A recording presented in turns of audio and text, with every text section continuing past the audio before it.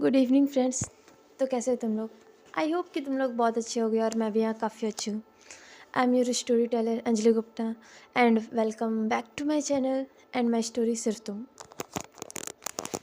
तो यहाँ पे लास्ट पार्ट में हम लोग ने देखा था कि यहाँ इशिता को प्रिंसिपल कैबिन में प्रिंसिपल सर बुलाते हैं, जहाँ पे प्रिंसिपल सर उसे थोड़ा सा डांटते हैं लास्ट दिन के लिए, क्योंकि वो कॉलेज से जल्दी चल गए थे अपना बिना पनिशमेंट कंप्लीट किए हुए। एंड इधर आद्या एंड रिया भी आते हैं कॉलेज में और उन लोग का फर्स्ट पीरियड ऐसे ही खाली रहता है। तो वो लोग जाते हैं लाइब्रेरी वहाँ पे स्टडी करने के लिए।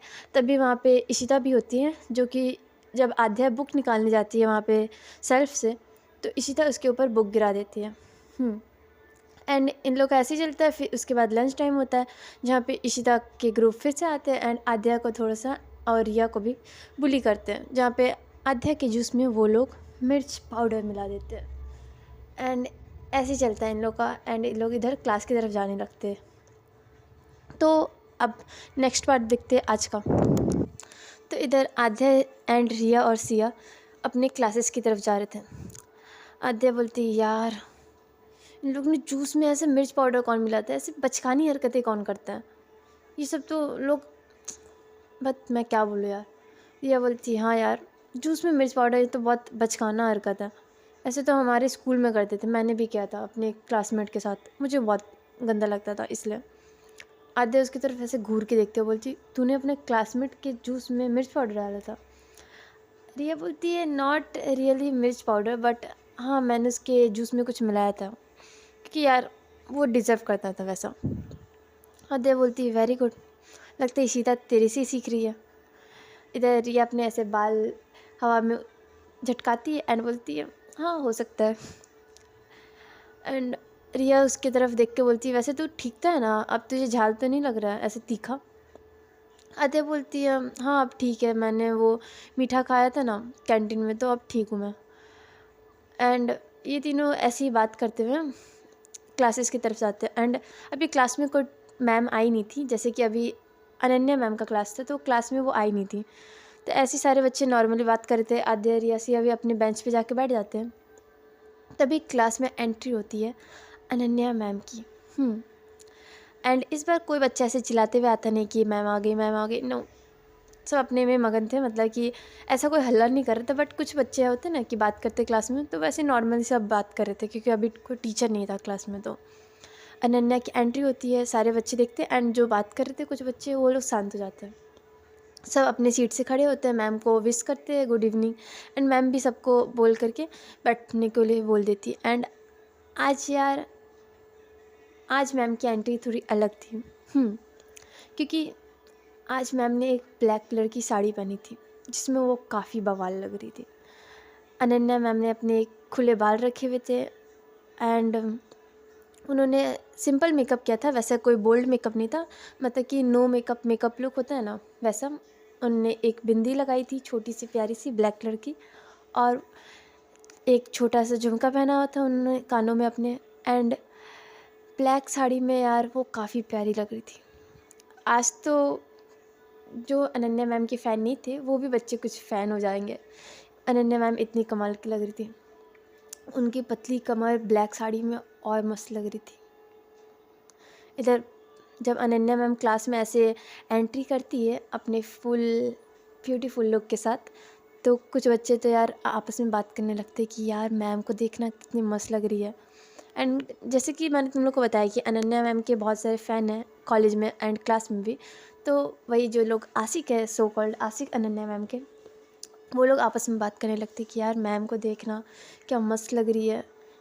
एंड इधर आद आध्या रिया भी ये सब सुनते हैं। आध्या के बगल के बेंच में ही कुछ लड़के बैठे हुए थे, जैसे कि नहीं होता है कि आजू बाजू में अगर हमारे कोई बैठे रहते हैं या फिर आगे पीछे के बेंच में, तो हमें उनकी बातें सुनाई देती। तो इधर ही आध्या के इधर लेफ़्ट साइड में कुछ लड़कों का बेंच था, तो वहाँ पे कुछ लड़के आपस में बात करते हैं, जैसे नहीं होते कुछ ऐसे क्रीपी लड़के टाइप्स, जो दिखते नहीं कि सामने वाला पर्सन कौन है, मैम है टीचर है, उन्हें कोई फ़र्क नहीं पड़ता, लड़की है वो कमेंट पास करेंगे। तो कुछ लड़के ऐसी बात करते कि यार मैम की कमर देख, क्या मस्त सेक्सी फिगर है, एंड उनकी आँखें यार, मैं तो इसी में घायल हो जाऊँ, इतनी गहरी आँखें, एक बार मैम से मिलने का मौका मिल जाए, मज़ा ही आ जाए। अगर ऐसी लड़की हो तो यार, ऐसी टीचर हो तो कौन ना पढ़े। मैं तो मैम से पूरी ज़िंदगी पढ़ने को तैयार हूँ। एंड वो लड़के ऐसी कमेंट पास कर रहे थे जो कि अनन्या मैम तक नहीं पहुँचता, क्योंकि वो लोग आपस में बात करते हैं। इतने हिम्मत थोड़ी ना है कि अनन्या मैम के सामने जाकर कमेंट पास करे, भाई नहीं। एंड आध्या को भी ये सब बातें सुनाई देती है। वो उन लड़कों की तरफ देखती थोड़े से गुस्से में, बट उन लड़कों का ध्यान आध्या की तरफ नहीं जाता। वो थोड़े से गुस्से में देखती है, फिर अपना फेस सामने टर्न करती है, क्योंकि वो कुछ बोल नहीं सकती थी। उसे अच्छा नहीं लगता ये सब कमेंट, बट क्या ही कर सकती है। क्लास हो रहा है अभी, एंड तुम लोगों का कितना भी मुंह बंद कर लो, पर तुम सबकी सोच बदल नहीं सकती हो। इसलिए आद्या को अच्छा नहीं लगता, बट वो सामने देखने लगती है। एंड इधर अनन्या चलते हुए अपने डेस्क के पास जाती है, जो उनका टीचर का डेस्क मिलता है। एंड उस डेस्क में बता दूँ मैं, एक जैसे कि टेबल टाइप का डेस्क था, जिसमें एक लॉकर टाइप का दिया होता है, जहाँ पे टीचर्स अपने सामान रख सकते थे पढ़ाने टाइम। तो अनन्या उसे खोलती है, एंड अनन्या देखती है कि उस लॉकर में पहले से कुछ रखा हुआ है। हाँ, वहाँ पे उस लॉकर के अंदर एक रेड कलर का रोज़ और एक लेटर रखा हुआ था। अनन्या देखती है कि ये किसने रखा। तुम बोल सकती हो वो लेटर एक लव लेटर था, जो किसी अनन्या के लवर ने रखा था, अनन्या मैम के लवर ने। अनन्या उस रोज़ और लेटर को निकालती है, एंड उस रोज़ और लेटर को अपने हाथ पे उठा करके ऐसे ऊपर करके दिखाती सारे स्टूडेंट्स की तरफ, और बोलती कि ये किसने रखा है। सब बच्चे उस लेटर और रोज़ की तरफ देखते हैं और आपस में बात करने लगते कि भाई ये किसने रखा। कुछ बोलते कि होगा कोई मैम का वन साइडेड लवर, या फिर डिस्टेंस लवर जो मैम को दूर दूर से प्यार करता होगा। एंड कुछ तो आपस में गैस करने लगते कि नहीं, ये इसने रखा होगा, शायद सीनियर ने रखा होगा, या फिर होगा आज मैम इतनी ब्यूटीफुल लग ही रही तो किसी ने रखा होगा। और आपस में बेट लगाने लगती कि यार मैं बोल रहा हूँ ये इसने रखा है। कोई बोलता नहीं नहीं, मैं बता रहा हूँ ना ये उसने रखा है। एंड इधर अनन्या उस लेटर को खोलती है, एंड उसमें वही सारी बातें लिखी हुई थी जो एक नॉर्मल लव लेटर में लिखा रहता है। नॉर्मल क्या, अब मुझे नहीं पता, बट जैसे कि लिखा रहता है कि मैं आपसे बहुत प्यार करता हूँ, मैं आपके लिए चांद तो तारे तोड़ के ला सकता हूँ, मैं आपके लिए कुछ भी करूँगा, मैंने जब से आपको देखा है तब से मैं बावरा पावरा हो गया हूँ। ऐसी बातें लिखी हुई थी, बट उस लव लेटर में नाम नहीं लिखा होता कि किसने रखा है। तो इसलिए पता करना मुश्किल था कि किसने रखा ये। क्योंकि यार मैम को लेटर देना ये तो है, बट नाम लिख करके इतना डेयर तो नहीं आ सकता। एंड इस हिसाब से शायद किसी क्लासमेट ने ही रखा होगा। अब क्या पता किसने रखा है, वो तो पता नहीं अभी हमें। अनन्या फिर से सारे स्टूडेंट्स की तरफ देखती है जो सारी बातें कर रहे थे, और बोलती है कि मैं आखिरी बार पूछ रही हूँ ये किसने रखा है। सब आपस में बात करने लगते हैं, कुछ बोलते हैं कि मैम हमें नहीं पता ये किसने रखा है। अनन्या बोलती है अच्छा ठीक है, मैं आखिरी बार बोल रही हूँ, जिसने भी रखा वो सामने से शांति से अपना कंफर्म करे कि वो उसने रखा है, वरना अगर मैंने पता किया तो अच्छा नहीं होगा। वो बात उसके पेरेंट्स तक जाएगी, घर तक जाएगी, एंड उसे शायद रस्टिकेट भी किया जा सकता है। तो जिसने भी रखा वो शांति से सामने आ जाए, शायद उसे फिर कम पनिशमेंट मिले और शायद उसे रस्टिकेट ना किया जाए। बट अगर मैंने बाद में पता किया तो बहुत बुरा होगा भाई। इतने धमकियों के बाद तो और कोई बच्चा नहीं निकलेगा, क्योंकि वो तो यार जैसे अगर कोई सामने से ऑफ़र भी दे कि आ जाओ हम कुछ नहीं करेंगे, बट सबको पता रहता है कि ये एक छलावा है, ऐसा कुछ नहीं होगा।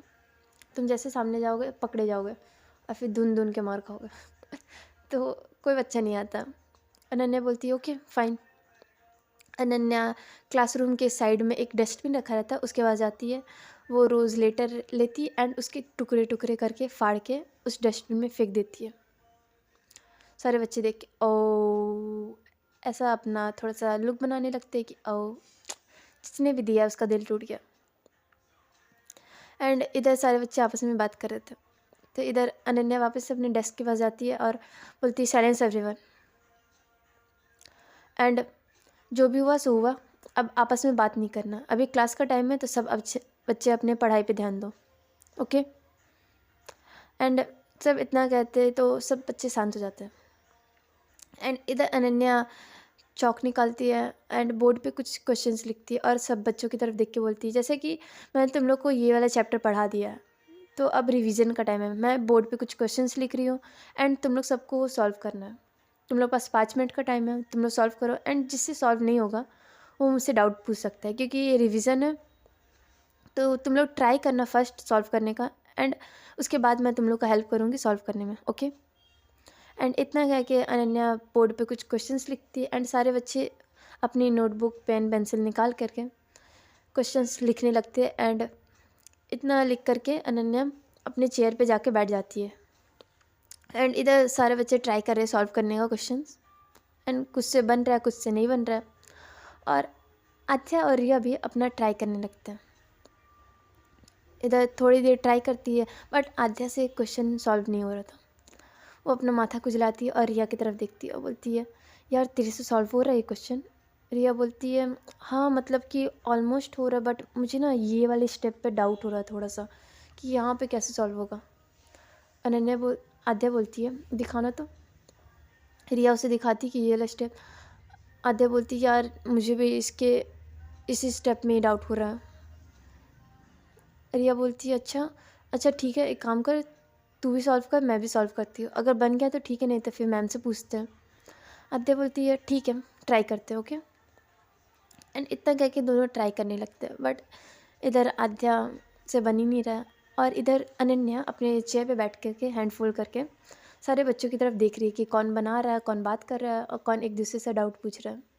बट अभी क्लास में शांत था क्योंकि टीचर कह रहे थे बच्चे बात तो करेंगे नहीं क्लास में। तो इधर अनन्या सारे बच्चे पे नज़र रख रही थी बोल सकता हूँ। और उसका ध्यान फिर आध्या की तरफ जाता है। आध्या आज उतना पीछे नहीं बैठी हुई थी बट वो मिडिल में बैठी हुई थी, ना कि ज़्यादा आगे ना कि ज़्यादा पीछे, मिडिल में। अनन्या की नज़र आध्या पे जाती है एंड वो आध्या को देखने लगती है। इधर आध्या बहुत क्यूट तरीके से सोच रही थी, मतलब कि वो सोचते हुए काफ़ी क्यूट लग रही थी। वो अपने अपने लिप्स पे पेन रखती है एंड सोचने लगती है ऊपर सीलिंग की तरफ देखकर कि क्या इसका क्या होगा, इसका आंसर ऐसे नहीं सॉल्व होगा। एंड वो अपने हवा में अपने फिंगर्स इधर से उधर करते हुए कि नहीं ये ऐसे नहीं बनेगा, ये वैसे नहीं, जैसे हम नहीं अपने में सोचते सोचते हवा में ही सॉल्व करने लगते हैं, आधे वैसे करती है। उससे सॉल्व नहीं हो रहा था, वो अपने बाल पे थोड़ा सा अपना फिंगर जैसे कि मैंने तुम लोग को बताया कि आध्या के थोड़े से बेबी हेयर है तो उसके साइड से ऐसे थोड़ा सा हिप्पी टाइप के निकलते हैं, तो अपनी बालों में अपने फिंगर्स ऐसे रोल करके फंसा करके उसी को ऐसे घुमा रही थी अपने बालों को और सोच रही थी कि क्या होगा नहीं होगा। और वो बहुत अलग अलग मुंह बना रही थी, कभी वो सोचते हुए क्यूट सा फेस बनाती है, पाउट बनाती है, कभी कभी ऊपर दिखती है, कभी अपने माथे में एक टपली मारती है, नहीं ऐसा नहीं होगा। एंड ऐसा करते हुए आध्या काफ़ी क्यूट लग रही थी। अनन्या उसकी तरफ देखती है एंड उससे भी वो काफ़ी क्यूट लगती है कि ये क्या कर रही है। एंड इधर अनन्या अपने चेयर से उठती है एंड वो चलते हुए आध्या की तरफ आती है कि अब तो इसे सॉल्व करके बताना ही पड़ेगा, आध्या बेचारी तो समझ नहीं पा रही है। ऐसा वो अनन्या सोचती नहीं, हम बता रहे हैं। इधर आध्या से सॉल्व नहीं होता, वो एक पेपर पे लिखती है, सॉल्व करती है नहीं होता, वो क्रॉस करती है, दूसरे पे बनाती है नहीं होता, क्रॉस करती है एंड वो पेपर फाड़ देती है कि हाँ मेरे से नहीं बन रहा। इधर अनन्या उसके बेंच के पास आके खड़ी हो जाती है और एक ऐसे ऐसे नहीं होता ऐसा करती है और बोलती है, सॉल्व हो गया क्वेश्चन। आध्या अपना सर ऊपर करके देखती है कि अनन्या मैम उसके बेंच के पास खड़ी है। वो बोलती है, नो मैम वो बस सॉल्व हो ही रहा है। वो अपना पेन लेती है आध्या और एक स्टेप पे दिखाती कि मैम बस यहाँ पे मुझसे डाउट हो रहा है। अनन्या बोलती है, कहाँ पे? एंड इतना कह के अनन्या आध्या के बेंच की तरफ थोड़ा सा झुकती है एंड आगे तरफ से नहीं, अनन्या उसके थोड़ा सा पीछे खड़ी थी आध्या के, जैसे कि हम स्टूडेंट के पीछे खड़े होकर उसके नोट्स पे देखते हैं वैसे ही। एंड जब अनन्या उसके पीछे से आध्या की बेंच की तरफ झुकती है तो वो आध्या के पीछे होती है और उसका फेस आध्या के फेस के बगल में आता है। तुम समझ सकते हो। एंड ऐसे झुकते हुए जैसे कि तुम बोल सकते हो आध्या बैठी हुई एंड अनन्या उसके पीछे से झुकी हुई है, जैसे होल्ड करने टाइप्स वैसे बोल सकते हैं, बीच से होल्ड करने टाइप्स। अनन्या ऐसे झुकती है, वो आध्या के हाथ पे हाथ रखती है कि यहाँ पे। एंड जैसे अनन्या आध्या के हाथ पे हाथ रखती है, आध्या अपने हाथ की तरफ देखती है कि मैम ने उसका हाथ पकड़ा है। एंड उसे बहुत अलग सा लगता है। आई डोंट नो ये कैसा अलग सा है, क्योंकि कोई भी टीचर अगर तुम्हारे इतने करीब आके कुछ समझाएगा तो तुम्हें अलग तो लगेगा ही। अब अगर वो टीचर तुम्हारे पसंद का है तो तुम्हें उस टाइप का अलग लगेगा, और अगर ना पसंद का है तो तुम्हें अजीब सा अलग लगेगा। तो इधर आध्या को तो अलग सा अलग लगता है। वो अपने हैंड की तरफ देखती है और बोलती है यस मैम, यही स्टेप। वो अपना हाथ हटाती है आध्या, एंड अनन्या उसके पीछे से ही ऐसे उसे समझाने लगती है, उसके फेस के बगल में अपना फेस रख के कि ये यहाँ पे ना ऐसे बनेगा, यहाँ पे इसको ऐसे करना है। वो ऐसे करके अनन्या आध्या को समझा रही थी। एंड इधर आध्या भी कंसंट्रेट कर रही थी समझने पे कि हाँ ऐसे बनेगा। बट जब टीचर या फिर मैम तुम्हारे इतने सामने हो, वो भी अनन्या जब उसके सामने इतनी सामने है, तो उसे एक अलग सी फीलिंग एंड स्टमक में अलग सा बटरफ्लाइज टाइप होना तो लाजमी है। उसे थोड़ा सा अलग सा बोल सकते लग रहा था। आध्या अपना फेस थोड़ा सा टर्न करती है एंड अनन्या मैम की तरफ देखती है। बट अनन्या इधर समझाने में लगी हुई थी कि उसे प्यार से समझा रही थी कि नहीं देखो ये ऐसे बनेगा। एंड इतना कह के अनन्या बोलती है तो देखो यहाँ पे बन गया ऐसे। एंड अनन्या जैसे उसे समझाती है, अनन्या अपना फेस टर्न करके देखती है तो देखती है कि आध्या उसे ही देख रही है। अनन्या उसकी तरफ देख के बोलती है क्या हुआ, समझ आ गया? आध्या थोड़ा सा अपने आप को थोड़ा सा पीछे करती बोलती है यस मैम, समझ आ गया। अनन्या पेन वहीं पे उसके कॉपी पे रखती है एंड ऐसे खड़ी हो जाती है, बोलती है गुड, और कोई डाउट? आध्या बोलती है नो मैम। अनन्या उसके आगे कुछ बोलती नहीं, वो रिया की तरफ देखती है और बोलती है तुम्हारा बन गया? रिया बोलती है यस मैम, मुझे भी इसी स्टेप पे डाउट था, आपने समझाया तो मैं भी समझ गई। अनन्या बोलती है ठीक है। एंड ऐसे कह के अनन्या जाने लगती है। तभी पीछे से कोई दूसरा स्टूडेंट मैम को पीछे से आवाज़ देता है, बोलता है कि मैम मेरा भी यहाँ पे डाउट है। एंड ऐसे ही करके एक और पीछे से एक और स्टूडेंट बोलती है कि मैम मेरा भी यहाँ पे डाउट है। अनन्या सबकी तरफ देखती है और बोलती है कि अच्छा ठीक है, मैं बोर्ड पे क्वेश्चन सॉल्व करती हूँ और जिसका जिसका डाउट है वो वहाँ पे मुझसे पूछ सकता है। एंड इतना कह के अनन्या बोर्ड की तरफ जाती है। वो बोर्ड पे सॉल्व करने लगती है और सारे बच्चों को अच्छे से समझाने लगती है। जिसका भी डाउट होता है वो मैम से पूछता है। एंड ऐसे ही करके थोड़ी देर में अनन्या की क्लास ख़त्म हो जाती है। वो अपना स्टफ़ ले करके क्लास से निकल जाती है। एंड इधर फिर काव्या का क्लास होता है, वो भी नॉर्मल क्लास लेती है। और इधर ऐसे ही कॉलेज का टाइम ख़त्म हो जाता है। तो इधर कॉलेज ख़त्म होते ही आद्या, अनन्या, रिया भी आद्या, रिया, सिया भी कॉलेज से निकलते हैं। रिया अपनी स्कूटी के पास जाती है एंड वो अपने स्कूटी चलाते हैं, वो वहाँ से चली जाती है उन दोनों को बाय करके। एंड इधर आद्या, रिया भी जैसे जाने लगते हैं तभी बारिश स्टार्ट हो जाती है। जैसा कि मैंने तुम लोग को बताया कि मानसून का मौसम है, तो यार बारिश तो कभी भी किसी वक्त भी आ सकती है। तो इधर आध्या, रिया तो किसी ट्रांसपोर्ट से आते नहीं थे, वो तो ऑटो करते थे। इधर आध्या देखती है कि जैसे बारिश स्टार्ट हो गया, बोलती ओ शिट यार, हम तो छाता भी नहीं लाए। रिया बोलती यार मैं भी नहीं लाई, मैं तो वेदर भी चेक नहीं की थी। इधर दोनों अपने सर पे ऐसे हाथ नहीं रखते, बारिश से हम लोग बचने के लिए दोनों हाथ रखते भागते हुए एक शेल्टर के पास आते हैं। जैसे कि बस शेल्टर होता है जहाँ पे बस आके रुकती है, तो वहाँ पे जा कर के दोनों खड़े हो जाते हैं। इधर आध्या बोलती यार मैं तो पूरा भीग गई। रिया भी अपने कपड़े ऐसे झाड़ते हुए बोलती यार तेरा छोड़, मैं भी पूरा भीग गई। हम दोनों को ना वेदर चेक करके आना चाहिए था। हम दोनों में से बुद्धू एक भी कोई छाता नहीं लेके आया। पता है मौसम है ऐसा, कभी बारिश हो सकती है। आद्या बोलती है अब क्या फ़ायदा बोल करके, नेक्स्ट टाइम से हम लोग ध्यान रखेंगे, ओके। एंड इधर आद्या बोल सकते हो वो बहुत ज़्यादा भीग गई थी। वो अपने बैग से एक स्कार्फ होता है ना, स्कार्फ टाइप का निकालती एंड उससे अपने हाथ जो उसके भीग गए थे उसे पोंछने लगती है। वो अपने ऐसे बाल हवा पे झटकती है ताकि उसके बाल से पानी हट जाए। एंड वो अपने स्कार्फ को फिर रिया को देती है, बोलती कि ले तू भी पूछ ले। एंड रिया भी उसे लेके पूछने लगती है। एंड इधर दूसरी साइड जैसे अनन्या कॉलेज से निकलती है तो वो अपने पार्किंग एरिया की तरफ कार की तरफ जाने लगती है। तो इधर अनन्या भी जैसे कैंपस से जा रही थी तभी बारिश स्टार्ट हो गई थी, क्योंकि दोनों एक ही टाइम पे जा रहे थे। तो इधर जैसे बारिश होती अनन्या भी थोड़ा सा जल्दी में जाती है अपने कार की तरफ, बट वो भी जैसे अपने कार में घुसती है वो भी हल्का सा भीग गई थी, वो ज़्यादा नहीं भीगी थी बट उसके बाल भी थोड़े से गीले हो गए थे बारिश के कारण।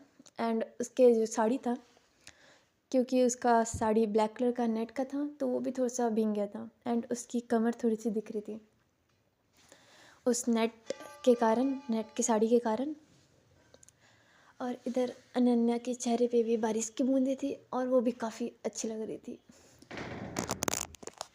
भीगने के कारण। मतलब कि जैसे कि तुम लोग जानते हो कि यार अब सुंदर लड़की बारिश में भीगेगी तो वो सुंदर और ज़्यादा नहीं लगेगी तो क्या लगेगी।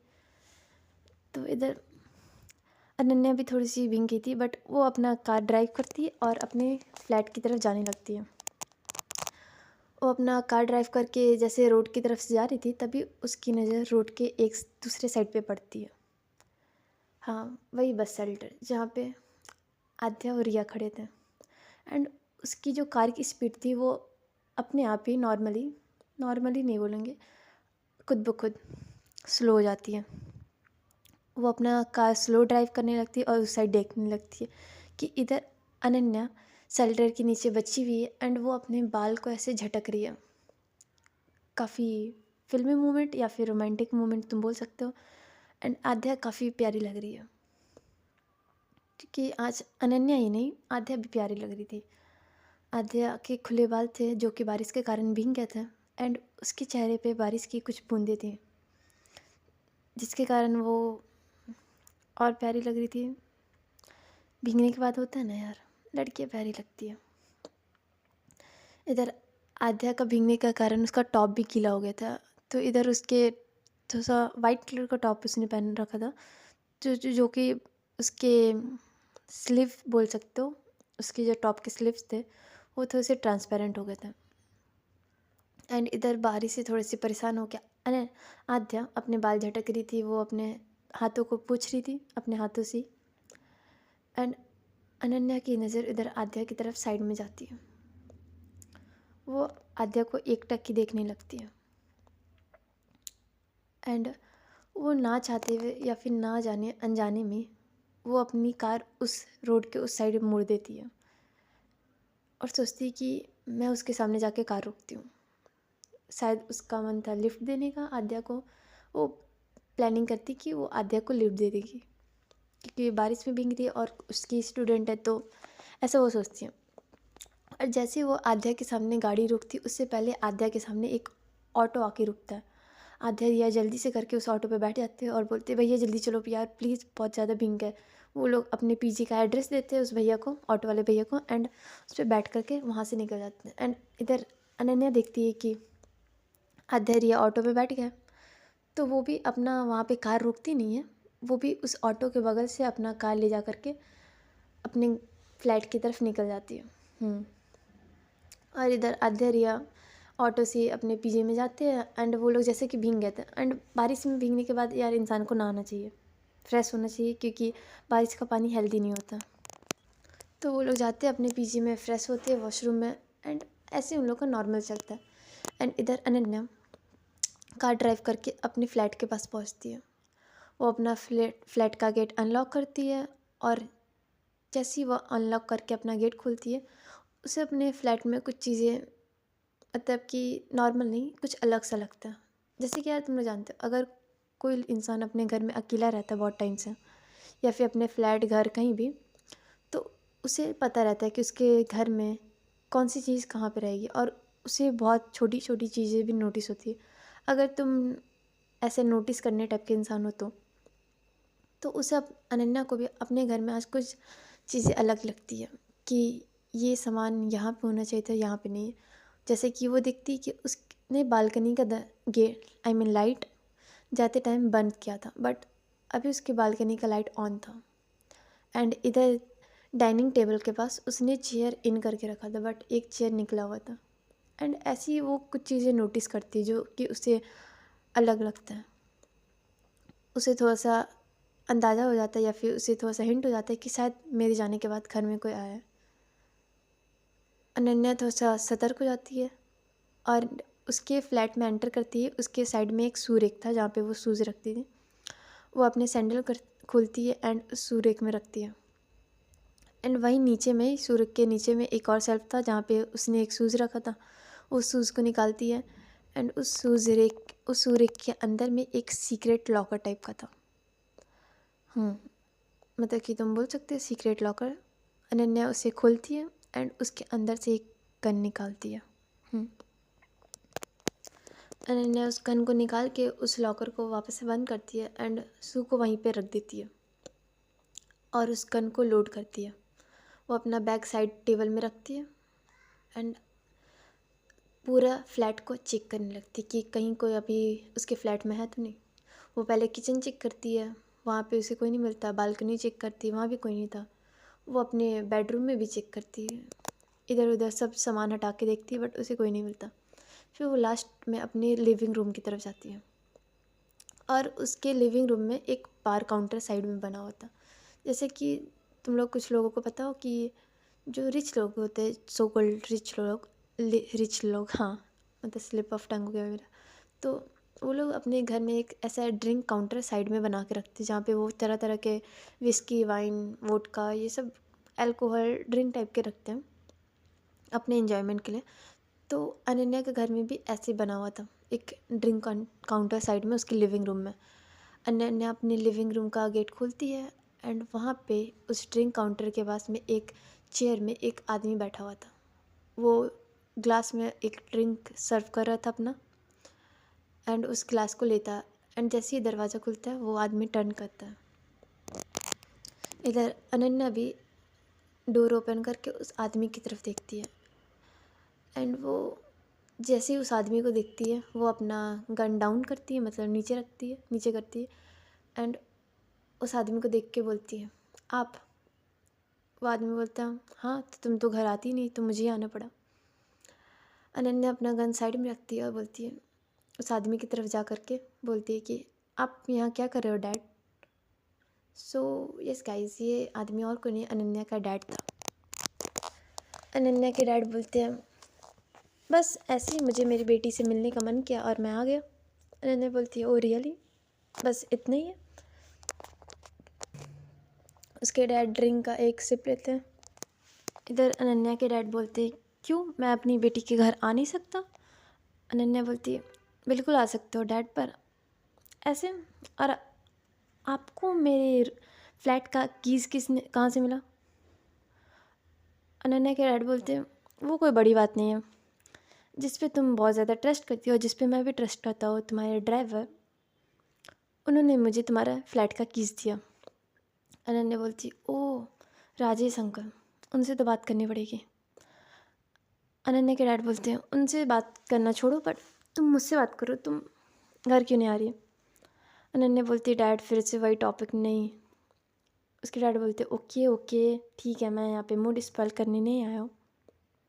वैसे तुम घर तो आ रही हो ना कुछ दिन बाद, मॉम की। अनन्या बोलती है, यस डैड, मैं आ रही हूँ।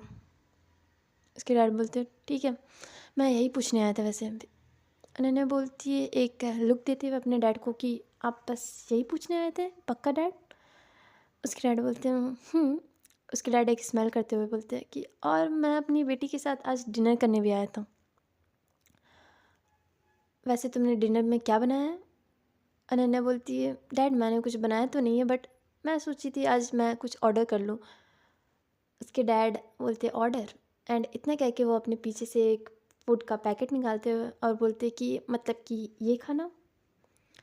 अनन्या उस पैकेट की तरफ देखती है और अपने डैड से बोलती, ओह, तो आप पूरी प्लानिंग के साथ आया डैड। उसके डैड बोलते हैं, हाँ, अपनी बेटी के साथ डिनर करना है तो खाना तो लेके आना पड़ेगा। एंड अनन्या बोलती, तो चलिए फिर डिनर करते हैं। एंड इतना कह के दोनों अपने डाइनिंग टेबल, अनन्या के डाइनिंग टेबल की तरफ जाने लगते हैं। उधर अनन्या टेबल पे दोनों का प्लेट लगाती है, खाना सर्व करती है एंड दोनों फादर एंड डॉटर बैठ के खाना खाने लगते हैं, डिनर करने लगते हैं। एंड अनन्या को बता दो, वो अपने डैड से काफ़ी प्यार करती थी। वो किसी रीज़न के कारण से घर नहीं जा रही थी, जो कि उसके डैड भी जानते थे, एंड वो आपको आके पता चलेगा। एंड ऐसा कोई नहीं था कि उसका कोई फैमिली इशू चल रहा था। मेरी स्टोरी में किसी का फैमिली इशू नहीं चल रहा। वो अपने डैड से काफ़ी प्यार करती है, एंड उसके डैड और वो मिलके अभी ऐसे ही डाइनिंग टेबल पे खाना खाते हुए बातें कर रहे थे अपने बचपन के बारे में, घर के बारे में, फैमिलीज़ के बारे में, काम के बारे में, ऐसे नॉर्मल, ऐसे मूड हल्का करने के लिए बात कर रहे थे। एंड ये लोग खाना खाते खाते फिर ऐसे उसके डैड जैसे डिनर कंप्लीट होता है वहाँ से चले जाते हैं अनन्या के फ्लैट से, एंड अनन्या भी इधर अपने फ्लैट में जाती है सोने के लिए। एंड इधर ऐसे ही ये रात गुजर जाता है। एंड इधर फिर उसके बाद नेक्स्ट डे होता है, और ऐसे ही 2-3 दिन ऐसे नॉर्मल चलता है उन लोग के कॉलेज में। मतलब 2-3 दिन नहीं, 4-5 दिन नॉर्मल चलता है। आद्या कॉलेज जाती है, नॉर्मल उन लोग का क्लासेस होता है। एंड इधर ऐसा नहीं कि इशिता उसे परेशान नहीं करती। इशिता मतलब कि उसे ज़्यादा परेशान नहीं करती, बट कभी कभी वो आद्या को परेशान करती थी। उसे कभी कुछ काम करवाना, उसे थोड़ी सी उसे काम देना, उसे थोड़ा सा ट्रोल करना, उसके साथ थोड़ा सा प्रैंक करना, एंड नॉर्मल उसका चल ही रहता है। ऐसा नहीं था कि इशिता उससे बहुत ज़्यादा टॉर्चर करी थी। नहीं भाई, इशिता इतनी बुरी नहीं है, वो उतना टॉर्चर नहीं करते हैं आद्या को। बट कभी कभी जैसे सीनियर अपना रॉब झाड़ते हैं, इशिता उस पर रॉब झाड़ती थी। एंड आद्या भी इसका कुछ करती नहीं है, क्योंकि वो इशिता से लड़ना नहीं चाहती थी, कोई पंगा नहीं लेना चाहती थी। तो वो भी ऐसे ही इशिता आद्या को कुछ काम बोलती थी तो वो कर देती थी। जैसे कि सीनियर्स नहीं कि जाओ मेरे लिए गिलास पानी लेके आओ, मेरे ये असाइनमेंट करो, और जाओ ये काम करो, ऐसे करते हैं सीनियर्स। तो इशिता ऐसे करती थी। और ऐसे ही 4-5 दिन बीत जाता है। एंड इधर कुछ दिन बाद आद्या मतलब ऐसे कॉलेज का दिन दिखाया जाता है। आद्या रिया कॉलेज आते हैं अपना, एंड वो लोग ऐसे कॉरिडोर में ऐसे बातें करते हुए नॉर्मली जा रहे थे, क्लासेस के बारे में, असाइनमेंट्स के बारे में। एंड तभी आद्या रिया को पीछे से कोई लड़की आवाज़ देती है, एंड वो लोग टर्न करके देखते हैं। तो गाइज़ आज का स्टोरी यहीं पे रखते हैं। चलो, तो तुम लोग बताना तुम लोगों को कैसे लगा, ओके। एंड तब तक के लिए बाय बाय, गुड नाइट।